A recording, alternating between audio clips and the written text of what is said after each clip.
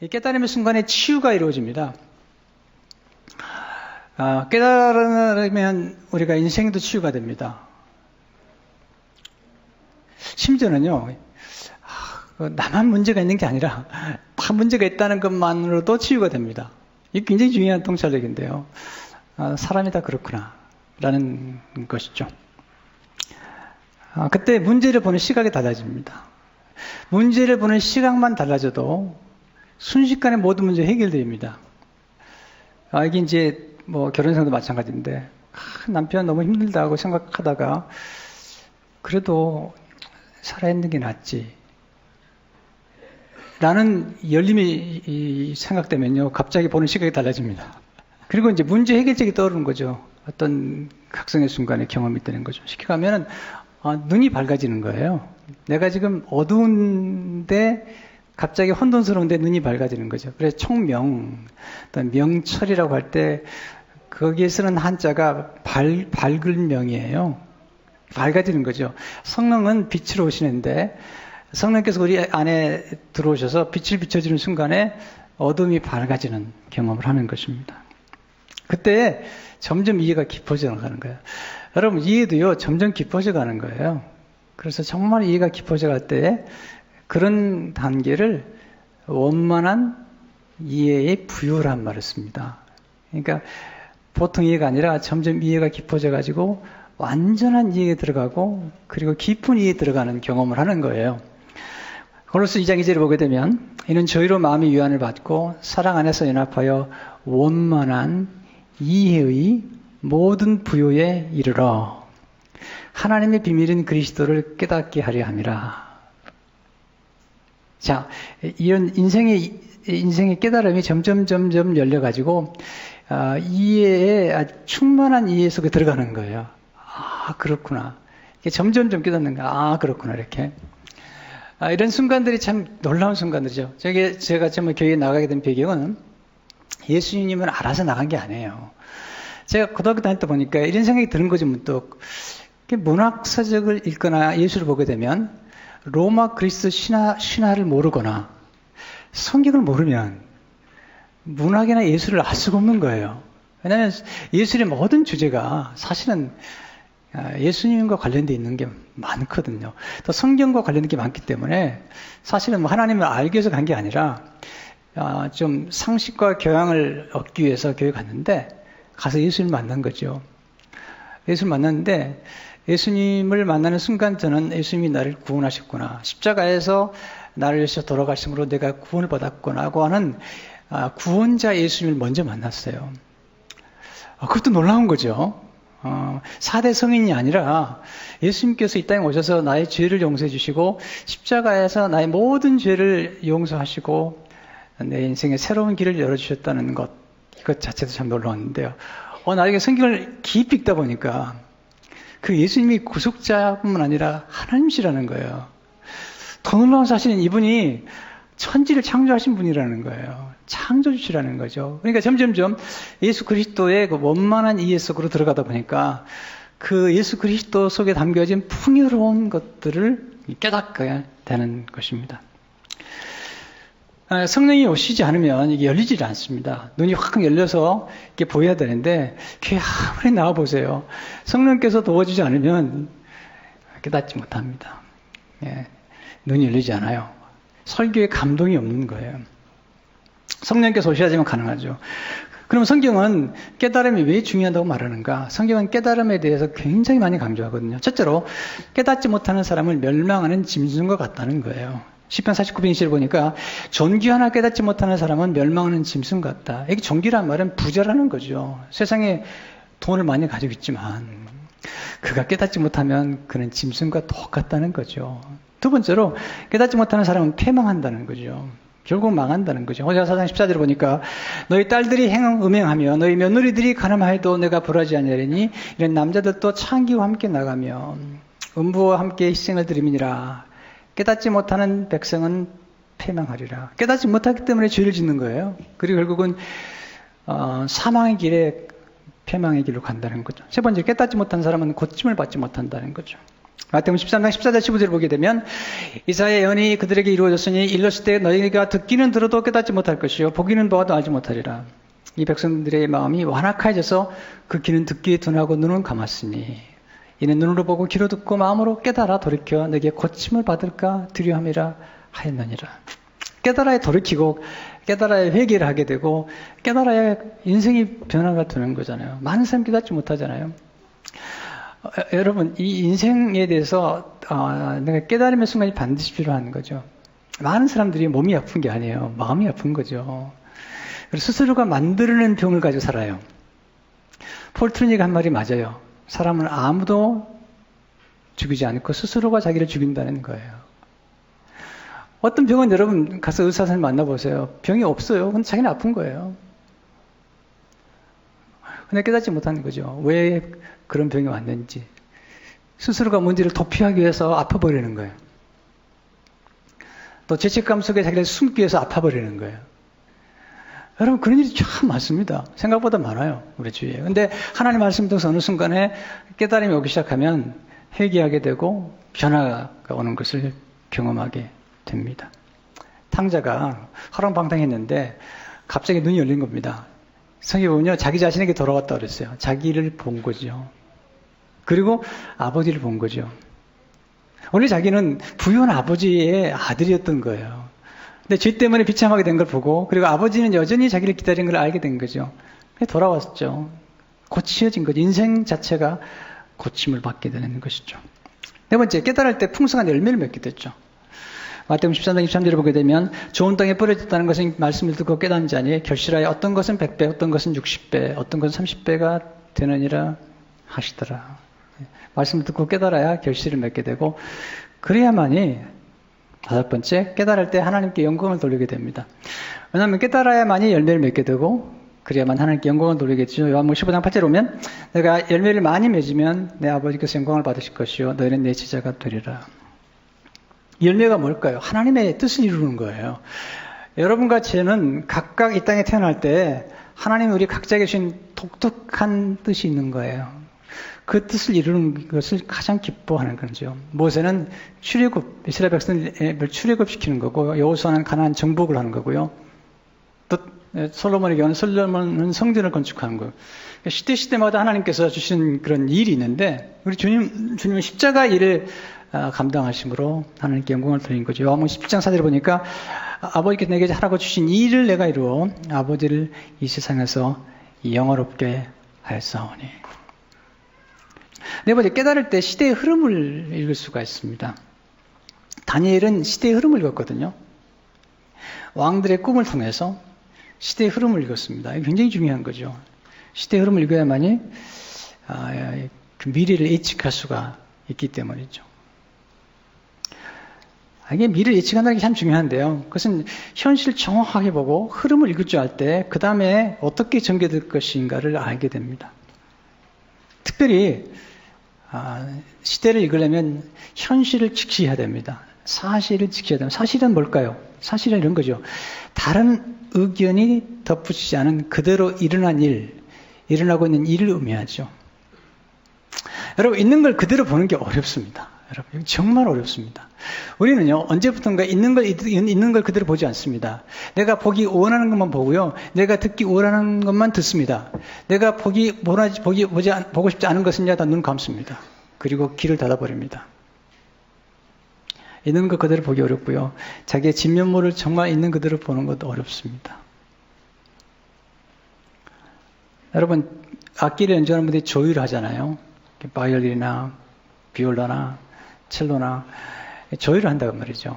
여러분, 악기를 조율하는 것은 더 좋은 소리를 내려고 하는 겁니까? 아니면 있는 그대로 소리를 내려고 하는 겁니까? 네. 요즘은 사진이 다 자동이지만 우리 어릴 적에 보면 사진 찍을 때마다 이렇게 초점을 맞추잖아요. 여러분, 초점을 맞춘 이 목적이 뭘까요? 더 잘 찍기 위한 걸까요? 아니면 있는 그대로 찍기로 하는 걸까요? 네, 있는 그대로 찍기로 하는 거예요. 사실이 참 중요한 거죠. 있는 그대로 찍는 거예요. 쉽게 하면 악기를 조율하는 것은 악기가 본연의 소리를 내도록 만드는 거예요. 사진도 마찬가지죠. 있는 그대로 찍는 것, 그 사실이 놀라운 거죠. 우린요, 사실을 보지 않고 사실에 대한 해석이나 사실에 대한 견해를 가지고 있는 거예요. 근데 한문의 사실을 보면요. 한문의 사실을 들어보면 사는 이사자입니다. 실은 열매 실자거든요. 그러니까 사실을 자세히 보면 그 사실이 나중에 맺게 되는 열매를 미리 예측할 수가 있는 거죠. 쉽게 가면요. 이 사실은 예고편 것 같은 거예요. 그 사실을 보면 이렇게 전개될까를 알 수 있는 거예요. 이 사실이 정말로 제대로만 알려지면 엄청난 파장을 일으키는 거죠. 지난 9월 2일 날 터키 해변에 3살 난 난민이 어린아이가 죽어서 해변에 떠내려왔죠. 에이란 쿠르드라고 하는 어린 소년이었습니다. 이 쿠르드 가족은 원래 시리아에 살았던 사람들인데 IS가 공격이 들어오면서 그런 코바니를 점령하자 떠나서 터키로 이주해 왔는데 그들이 거기 살 수 없으니까 이제 그리스의 코스 섬으로 가는 중에 보트를 타고 가다가 보트가 뒤집히는 바람에 아이가 죽게 된 거죠. 그때 한 사진기자가 참 놀라워요. 사진의 파워가 굉장한 거예요. 한 사진기자가 그 모습을 담아서 올렸는데 전 세계 사람들의 가슴을 때린 거예요. 그리고 사실을 보게 만들었습니다. 진실을 보게 만들었습니다. 그게 뭐죠? 어른들의 탐욕이라는 겁니다. 나라 간의 탐욕. 그 고통스러운 사람들을 외면한 어른들의 이기주의를 보게 만들었습니다. 그래서 수많은 나라들이 이제 난민들에게 문을 열어서 기회를 주는 일들이 생겼고 유럽뿐만 아니라 미국도 많은 난민들을 받아들이기로 결정을 하고 있습니다. 그건 대단히 놀라운 것입니다. 그 사진기자의 그 한 장의 사건이 그것도 특별히 3살짜리 어린아이의 죽음 앞에서 그 사실을 보도한 것 때문에 수많은 사람들의 마음을 움직인 것을 보게 됩니다. 중요한 건 시대를 읽고 흐르고 그 시대의 전망을 알아보는 게 굉장히 중요합니다. 지도자들은 반드시 사실을 그대로 봐야 됩니다. 그리고 사실을 자세히 보는 가운데 거기서 일정한 패턴을 발견하고 이 패턴을 통해서 어떻게 앞으로 전개될 것인가를 보는 것이 중요한 것입니다. 역대상 12장 30절을 보게 되면 이사가 자손 중에 시세를 알고 이 시세를 안다는 것은 타임스라고 했어요. 알고 이스라엘이 마땅히 행할 것을 아는 자 시대를 알았기 때문에 이스라엘이 마땅히 어떻게 행할 것을 아는 우두머리가 입이 명이니 그들은 그 모든 형제를 통솔하는 자이며 그랬어요. 그러니까 지도자들은 반드시 사실에 초점을 맞춰야 되고요. 문제의 근원을 살펴야 되고요. 그리고 사실을 보는 가운데 어떻게 미래가 흘러갈 것인가를 예측하는 게 아주 중요한 것입니다. 그게 총명한 것이고 그걸 우리는 통찰이라고 말하는 것입니다. 그래서 두 번째 배우는 것은 깨달음이 어떻게 임하는 걸 아는 것이죠. 그럼 깨달음이라는 게 어떻게 우리가 원하는 거죠. 어떤 사람이 깨달음이 원하는 거죠. 실제로 깨달음 얻기 위해서는 겸손해야 된다는 거죠. 겸손. 그래서 영어의 understand라는 말은 under, 아래, stand, 서는 거죠. 위에 서는 게 아니라 아래 선다는 거죠. 자기를 낮추는 거죠. 네. 쉽게 하면 아래로 내려가야지, 겸손해야지 문제의 뿌리를 보는 거죠. 이 일은 뭘까요? 이 일은 사물을 아래에 서서 밑바닥부터 보는 거예요. 쉽게 하면 뿌리부터 살피는 것이 바로 이해인데 그러기 위해서는 자기를 낮추는 것이 필요한 겁니다. 내가 명체라도 생각하지 말고 자기를 낮춰서 understand, 아래에 서서 상대방을 바라볼 때만이 가능한 것이죠. 캐럴 메이를 말하기를 이해란 사물을 그 아래에 서서 밑바닥부터 보는 것이다. 이게 understand. 굉장히 중요한 물들이죠. 그래서 우리는 깨닫기 위해서는 교만하면 안 되죠. 인간의 명철, 나의 명철을 의지하면 안 되고요. 하나님의 명철을 의지해야 되겠죠. 잠언은 3장 5절에서 7절에 보면 너는 마음을 다하여 여호와를 신뢰하고 내 명철을 의지하지 말라. 너는 범사에 인정하라. 그러면 내 길을 지도하시리라. 스스로 지혜롭게 여기지 말지어다. 여호와를 경외하며 악을 떠날지어다. 스스로 그 지혜롭게 여기 생각하지 말라는 거죠. 그래야지 하나님의 깨달음이 임한다는 거예요. 두 번째 깨달음 얻기 위해서는 열어놓음이 있어야 됩니다. 열어놓음. 눈을 열어야 됩니다. 귀를 열어야 됩니다. 마음을 열어야 됩니다. 사람들이요 눈 감고 삽니다. 현실을 도피합니다. 자기의 문제를 직면하지 않고 싶어서 중독 속에 빠져버리는 겁니다. 귀를 닫고 사는 거예요. 많은 사람들이. 정말 눈을 열어야 됩니다. 어린아이처럼 순수한 마음을 가져야 됩니다. 우리가 성장하는 과정에서요, 무시하는 걸 배웠어요. 왜냐하면 내가 부담이 되거나 힘든 건 다 무시해버리는 거죠. 고통스럽고 가난한 사람들을 보고도 무시해버립니다. 왜? 직면하면 괴로우니까. 기도 막아버립니다. 성령님 오실 때 우리는 진정한 우리 자신의 모습을 보기 시작하는데, 그러기 위해서는 열어놔야 됩니다. 마음을 열어야 되는 것이죠. 열어놓는 게 뭘까요? 깨어있는 거예요. 깨어있는 거죠. 그래야지 보이는 거죠. 깨어있는 게 뭘까요? 주의를 기울이는 겁니다. 관심을 가지고 주의를 기울여야지 보게 되고, 그래 듣게 됩니다. 특별히 열어놓는다는 말은요, 거룩한 기대 속에 살아가는 거예요. 어느 순간에 임하는 이 깨달음, 물론 한순간에 임하는 건 아니지만, 우리가 기도하고 묵상하는 중에 임하는 거지만, 그러나 어떤 빛이 들어오는 때가 있는 거죠. 저도 보면요, 이게 어떤 통찰을 얻기 위해서는요, 굉장히 많은 과정을 거칩니다. 제가 설교 한 편을 준비하지만, 처음에는 자료를 모집합니다. 관찰합니다. 그 다음에 고찰합니다. 고찰은 뭐냐면 숙고하는 거예요. 관찰하고 깊이 고찰합니다. 그리고 통찰을 얻게 됩니다. 아, 이런 거구나. 거기서 끝나지 않습니다. 성찰합니다. 어떻게? 내가 지금 통찰한 것이 하나님과 어떤 관계가 있는 것인가? 내가 아무리 탁월한 통찰을 가졌다 하더라도 하나님과 상관이 없거나, 그리고 하나님의 뜻과 상관이 없다면 그 통찰은 별로 의미가 없는 거죠. 지극히 이기적인 거라면.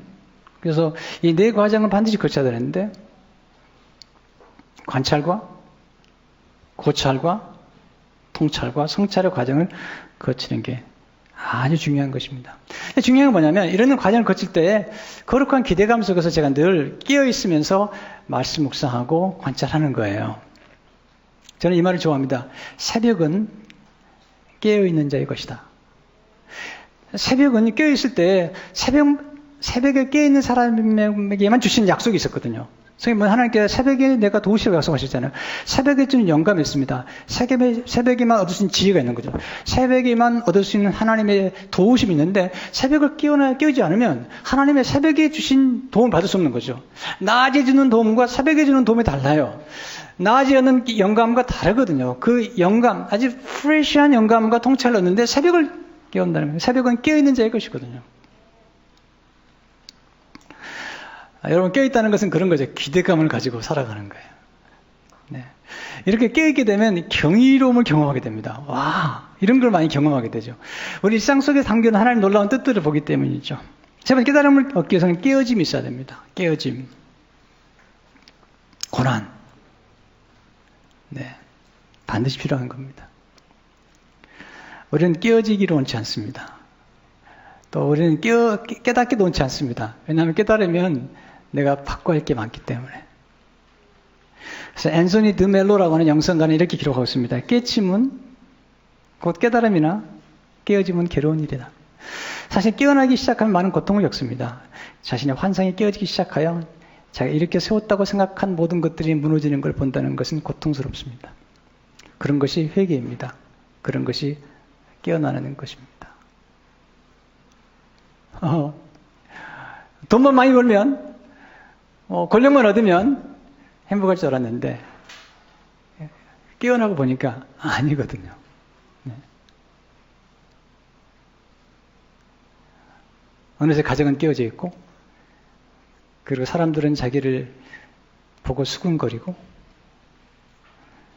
그리고 존경은 사라지고, 손가락질하는 모습을 보게 되는 거죠. 이게 깨우치는 게 힘든 거죠. 왜? 변화해야 될 게 많기 때문에, 회개할 게 많은 거죠. 근데 어떻게 깨어지느냐? 이게 고난을 통해서 깨어지는 거죠. 우리 인생에서 때로 실패와 또는 질병과 또는 갈등과 이런 걸 통해서 우리 삶 속에 변화가 일어나는 겁니다. 사실 고난이 힘든 건데요. 참 대단히 축복이 될 수도 있다는 것입니다. 왜냐하면 깨어짐을 통해서 진정한 부흥이 일어납니다. 야곱이 깨어지죠. 야복강에서. 그러면서 부흥이 일어납니다. 로이 패션은 말하기를, 해션은 말하기를 부흥은 깨어지면서 시작된다. 고통스럽고 수치럽지만 그 말고 다른 길은 없다. 제니퍼 케이디 딘은 말하기를 깨어진 마음을 가진 얘기는 하나님 나라의 모든 정과 성령님의 모든 권능이 부여된다. 우리 참으로 예배하는 자는 이렇게 깨어지는 경험을 하는 게 필요한 것입니다. 하여튼 이게 제가 많이 경험했어요. 제가 깨달음이 어디서 오는가? 깨어지면서 오는 것이다. 근데 그 깨어진 틈 사이로 이 그릇도 깨어진 틈 사이로 빛이 들어오는 것처럼 내 인생에도 고통스러운 깨어짐이 깨달음으로 올 때가 너무 많았거든요. 네 번째, 깨달음 얻기 위해서는 깨달음을 갈망하는 기도가 있어야 되는데 다니엘은 그런 기도를 드렸던 거거든요. 에레미야서를 읽다가 하나님을 기도합니다. 70년이 지나면 포로에서 자유케 되는데 하나님 말씀 뜻이 뭡니까? 깊이 기도하게 됩니다. 그때 천사를 보내서 하나님께서 그게 청명을 주십니다. 그리고 깨닫게 하십니다. 다니엘서 9장 21절 23절에 보니까 곧 내가 기도할 때에 이제는 환상 중에 본 그 사람 가브리엘이 빨리 날아서 저녁제사를 드릴 때쯤에 내게 이르더니 내게 가르치며 내게 말하되 다니엘아 내가 이제 내게 지혜와 총명을 주려고 왔느니라. 곧 내가 기도를 시작할 즈음에 명령이 내렸으므로 이제 내게 알리러 왔느니라. 나는 크게 은총을 입은 자니라. 그러지 나는 이 일을 생각하고 그 환상을 깨달았주니라. 자, 총명이 임했는데 그 다음에 하는 말이냐면 consider the message. 이 메시지를 생각하라는 거예요. 깊이 숙고하라는 겁니다. 그리고 understand the visions. 그리고 나서 환상을 이해하라는 거죠. 그럼 다니엘이 본 환상을 이해한 게 뭘까요? 다니엘이 뭘 봤냐면 시대 흐름을 본 거잖아요. 그 당시에 바벨론, 그 다음에 메데바사, 페르시아죠. 네. 그 다음에 헬라, 그 다음에 로마. 이 역사의 흐름을 본 거예요. 여러분이 다니엘서를 보시게 되면 이 시대가 어떻게 바뀔 것인가 볼 뿐 아니라 거기서 끝나는 게 아니죠. 하나님의 나라를 보게 만드는 거죠.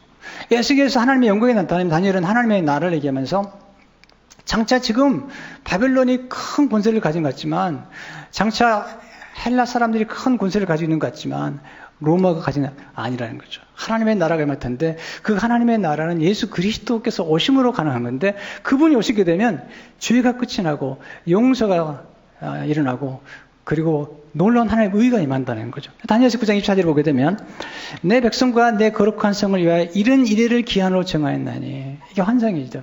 허물이 그치며 죄가 끝나며 이것은 십자가밖에 없는 거죠. 죄악이 용서되며 영원한 의가 드러나며 환상과 예언이 응하며 또 지극히 거룩한 이가 기름 부음을 받으라. 예수님밖에 없어요. 죄악이 용서되고 영원한 의가 드러나는 건 예수님밖에 없는데 결국 그러니까 총명, 이 깨달음의 마지막 절정은 예수 그리스도의 십자가를 보는 거죠. 여러분 눈이 가리우면 예수 그리스도의 십자가와 그 영광을 볼 수가 없는 거죠. 쉽게 말하면 예수님을 통해서 하나님의 비밀이 나타나는데 그 비밀의 원만한 부여를 이루려면 그냥 문제 해결한 정도의 총명 가지고 안 되고요. 이 땅을 떠날 때는요. 그건 다 소용없습니다. 이 땅을 떠날 때 가장 중요한 깨달음은 예수님이 나의 구주라는 사실. 그리고 예수님만이 나를 참으로 천국 갈 수 있도록 도와주는 분이라는 사실, 이게 중요한 거죠. 어떻게 하면 예수님이 누구신가를 알 수 있을까요? 성령님 오셔야만이 가능하고요. 구약 성경도 예수님을 만나야만이 이해가 되는 거죠. 성령님이 역사하실 때 수건이 벗겨지고 예수님을 보게 됩니다. 바울이 그렇게 얘기하죠. 너희가 구약을 봐도 이해 못한다. 왜냐하면 예수 그리스도를 통해서 구약을 보지 않으면 이해하지 못한다는 거죠. 왜냐하면 모세의 얼굴에 수건이 쓰였는데 이건 예수님을 통해서만 벗겨진다는 거죠. 그래서 고린도후서 3장 14절 15절 16절을 보게 되면 그러나 그들의 마음이 완고하여 오늘까지도 구약을 읽을 때 그 수건이 벗겨지지 아니하고 있으니 그 수건은 그리스도 안에서 없어질 것이라. 오늘까지 모세의 글을 읽을 때 수건이 그 마음을 덮었도다. 그럼 언제든지 주께로 돌아가면 그 수건이 벗겨지죠. 그러니까 우리 겸손하게 예수님을 초청하고 예수님과 함께 성경을 보면 수건이 벗겨져 깨달음을 얻게 되고 또 하나는 그러면 예수 그리스도를 보도록 만들어주는 누군가? 성령님이라는 거죠. 바로 이어서 고린도서 3장 17절 18절을 보게 되면 주는 영이시니 주 영이 계신 곳에는 자유가 있느니라. 우리가 다 수건을 벗은 얼굴로 거울을 보는 것 같이 주 영광을 보며 그와 같은 형상으로 변화하여 영광에서 영광이 이르니 곧 주의 영으로 말미암으니라. 그러니까 성령이 도와주셔야지 예수 그리스도의 진정한 부요함을 경험할 수 있다는 겁니다. 자, 보세요. 우리에게는 부요함이 필요한데 세상적인 부요함이 아니고요. 예수 그리스도 안에서 우리에게 주신 부요함을 얻어. 어떻게 가능할 것이냐? 깨달음이 깊어져야 한다는 거죠. 골로새서 2장 1절에 보게 되면 다시 한번 보시면요. 이는 저희로 마음의 위안을 받고 사랑 안에서 연합하여 원만한 이의 모든 부요에 이르러 하나님의 비밀인 그리스도를 깨닫게 하려 합니다. 예수 그리스도의 십자가에 나타난 놀라운 부요함, 예수님의 십자가 속에 담겨진 영생과 그리고 칭의와 그리고 하나님의 나라의 부요함을 성령께서 오시지 않으면 깨달을 수가 없다는 거예요. 이 계획개정은 이 부분에 대해서 이렇게 얘기해요. 확실한 이의 모든 풍성함이라서 확실한 이의 모든 풍성함. 우리가 언제 부요함을 이렇게 경험할 수 있을까요? 우리가 결국 십자가로 돌아가야 됩니다. 예수 그리스도의 십자가에 감추어진 하나님의 부요함을 경험하지 못하면 우리 진정한 부요함이 이룰 수 없다는 겁니다. 바울은 말합니다. 지혜 있는 자가 누구뇨? 내가 지혜를 멸하리라. 하나님께서 말씀하시고 총명 있는 자가 누구뇨? 내가 총명을 피하리라. 그리고 진정한 지혜와 총명은 십자가에 있다는 것을 보여주리라 말씀하고 계시는 거죠.